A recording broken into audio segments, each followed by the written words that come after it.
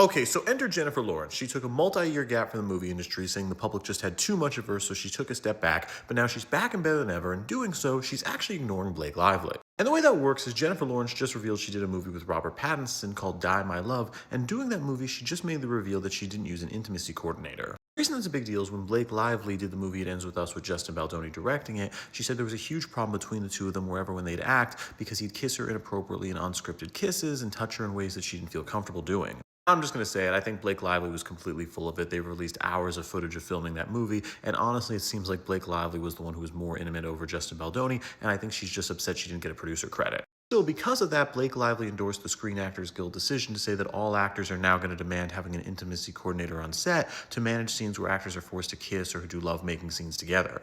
A lot of actors actually really hate this idea. This is Gwyneth Paltrow being kissed on the neck by Timothy Chalamet. Never thought I'd see that image, but hey, it happened.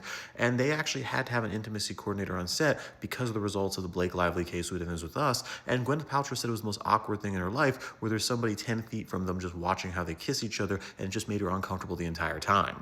Then Jennifer Aniston also spoke out about it, saying she's been offered an intimacy coordinator every single show or movie she's ever had, starting with Friends, but she said she's always turned them down because she couldn't imagine anything more awkward than her kissing a person there's somebody with a notepad taking notes on how they did it.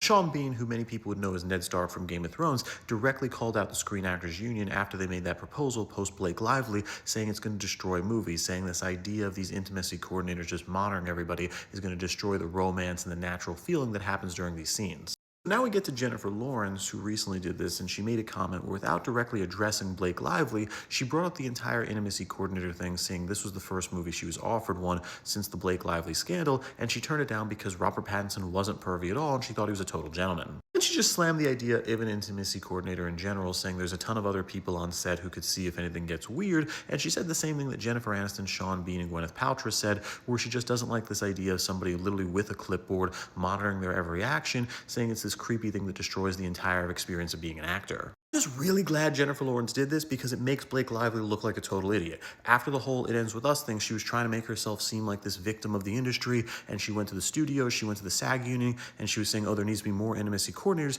and no actor or actress likes this, and honestly, it was all built by a lie from Blake Lively. She made up lies saying that Justin Baldoni would walk into her trailer while she was breastfeeding, but then text showed that she invited him in while she was doing it. So honestly, I think she's just a ridiculous person here. So this just goes for things outside of the movie industry in general. There's all these times in life a big story happens, and because of that, all these rules and restrictions are made, and they're really not necessary. So I think this is just one example of that among 10,000 other times this has happened. But with that, I'm Charles Parle. Please subscribe if you learned something.